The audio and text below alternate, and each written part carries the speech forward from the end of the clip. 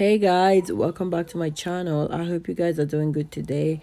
So on today's video is a twist on a long hair that is curly, as you can see, and I thought I'd share it with you guys to see what I did and how we did it. If you want to see it, keep on watching. Thank you. I also went ahead to trim his sides because he wanted the sides all trimmed out and stuff like that to look nice and clean for the time being.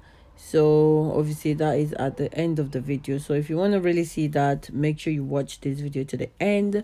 And guys, if you're not already subscribed to my channel, please go ahead and hit the subscribe button.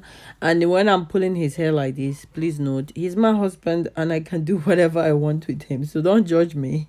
He's all right with it. But anyway, like I said, go ahead and subscribe and hit this like button as well, and share this video if you may.